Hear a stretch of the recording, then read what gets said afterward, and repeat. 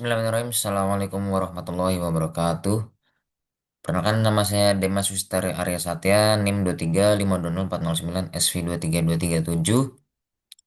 Pada kesempatan kali ini saya akan menjelaskan sedikit terkait kegiatan praktikum Sains Data Geospasial Lanjut, acara ke-6, yaitu kembali melakukan instant segmentation berupa deteksi objek bangunan menggunakan model deep learning, tetapi ditambahkan dengan proses 3D enabling atau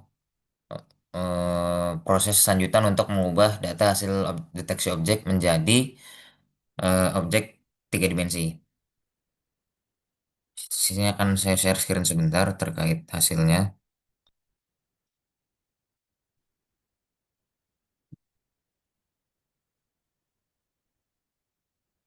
Jadi untuk prosesnya secara garis besar sama persis dengan kegiatan yang saya lakukan di acara sebelumnya, yaitu mengambil sampel eh, dengan cara digitasi.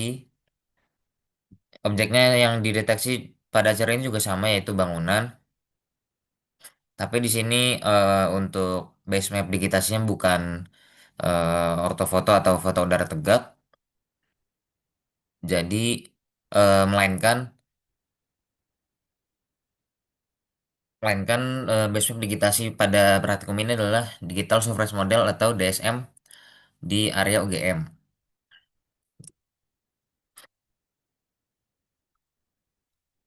Mengapa yang digunakan adalah DSM? Karena di proses eh, di proses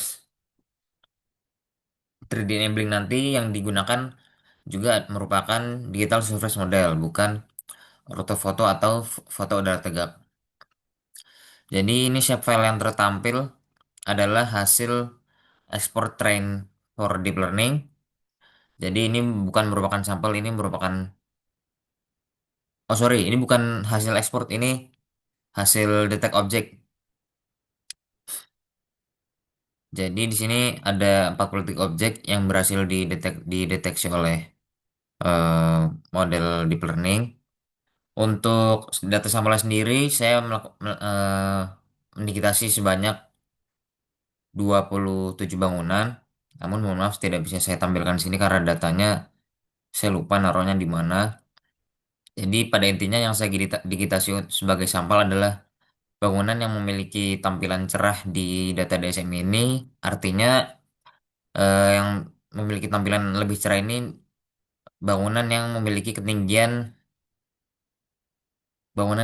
ketinggian di atas rata-rata dari semua ketinggian objek yang tertangkap di area digital surface model atau DSM ini. Jadi seperti ini saya digitasi dijadikan sampel untuk untuk sebagai bahan latihan oleh model. Nah, kemudian ini hasil dari detect objek. Sayangnya masih ada objek yang terdeteksi sebagai bangunan, padahal ini bukan bangunan. Ini merupakan lembah sungai. Jadi itu untuk kesalahan-kesalahannya. Walaupun sebagian besar sudah benar, yaitu merujuk kepada fitur bangunan yang saya digitasi pada DSM. Untuk algoritma sendiri yang digunakan masih sama, yaitu MAS RCNN dengan backbone-nya ResNet 50. Dengan begitu, model yang saya buat akan dapat mendeteksi dan memisahkan objek bangunan secara individual, bahkan hingga tingkat pixel. Nah, akurasi model saya sendiri itu sebesar 0,844 atau kurang lebih eh, sebe- eh, atau sekitar 84%. Jadi secara keseluruhan model yang saya hasilkan pada proses ini cukup bagus. Kemudian bisa dilihat juga pada grafik ini tadi, grafik yang disebut dengan training dan validation loss, sebagaimana yang sudah dihasilkan pada praktikum-praktikum deep learning sebelumnya. Kedua kurvanya itu mengalami penurunan signifikan pada awal training atau pelatihan sampel, kemudian mencapai atau mendapatkan kestabilan apa namanya laju laju grafik di bawah nilai satu sekitar di bawah nilai satu. Jadi setelah batch 400 itu diproses, nilai nilai tren dan nilai validation ini mendapatkan kestabilan, jadi tidak turun atau naik secara signifikan begitu. Nah, pola seperti itu menunjukkan model dapat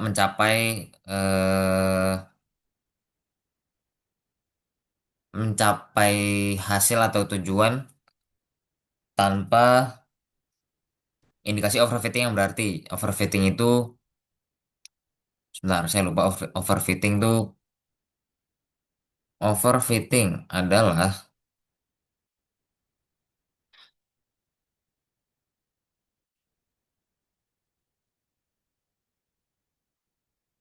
overfitting itu kondisi ketika sebuah model machine learning atau deep learning terlalu menghafal training data sehingga performanya sangat baik pada data latih, tetapi buruk pada data baru.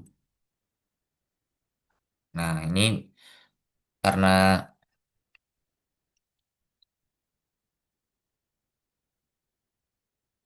oh iya, ini kan karena objek DSM sebagai input tracer dan base map ya.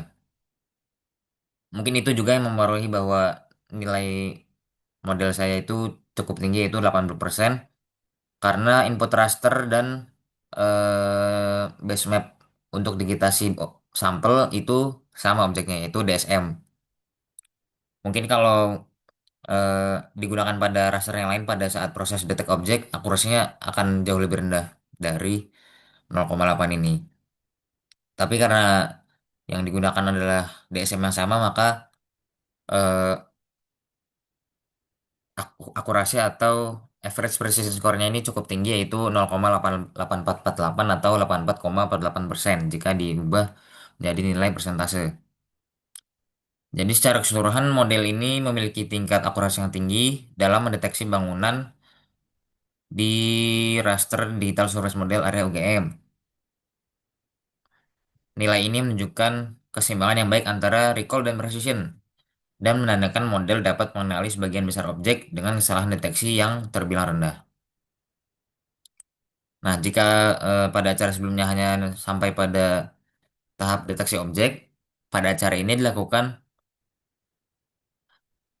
3D enabling atau pengubahan atau pemrosesan lanjutan dari data hasil deteksi objek menjadi objek-objek tiga dimensi. Nah, ini adalah hasil dari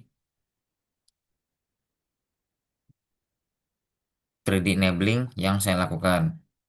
Jadi pada dasarnya 3D enabling tadi menghitung berbagai parameter yang di, disimpan atau pengaturan-pengaturannya itu disimpan dalam sebuah file Python, dan ketika kita menjalankan tool 3D enabling ini akan perintah-perintah atau kode-kode di file Python tersebut dieksekusi yang akan membuat shape file baru berupa bangunan tiga dimensi. Jadi di sini saya membuka shape file di project ArcScene, bukan ArcMap. Untuk jumlahnya tetap sama, yaitu 43 seperti hasil deteksi objek pada hasil proses detect objek. Ya, pada dasarnya hanya memunculkan tinggi bangunan begitu. Ini bisa dilihat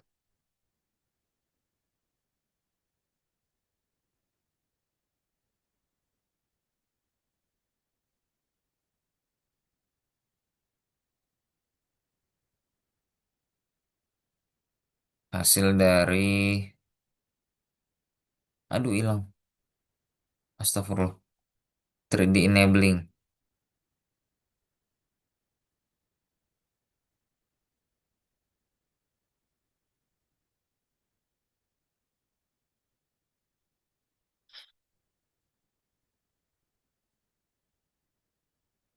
Jadi pada dasarnya proses 3D enabling itu memanfaatkan hasil deteksi objek dua dimensi sebagai base atau dasar untuk membangun model 3D.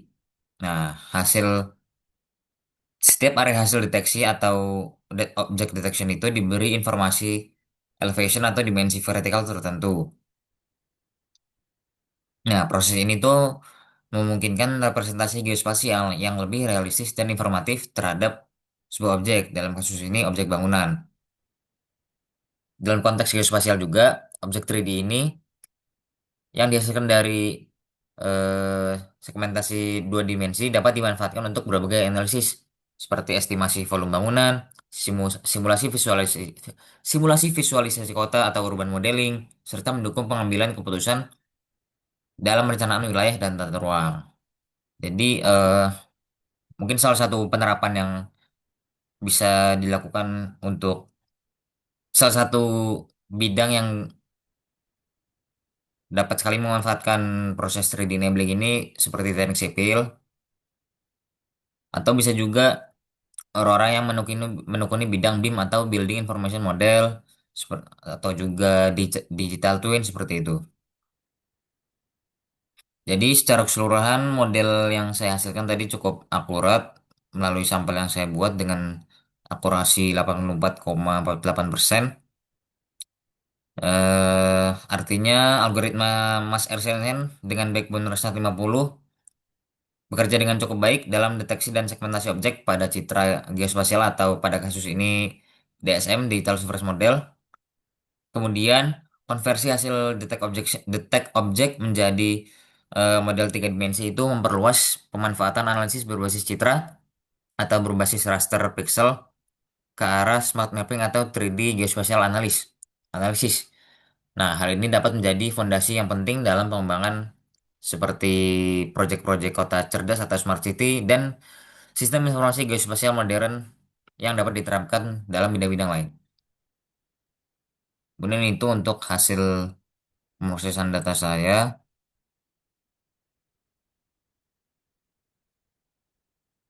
Mungkin itu yang bisa saya sampaikan untuk video pembahasan praktikum SDG cara ke-6 ini. Mohon maaf apabila ada kekurangan dan kesalahan, pasti ada kekurangan dan kesalahan. Mohon dimaafkan. Sekian, Assalamualaikum warahmatullahi wabarakatuh.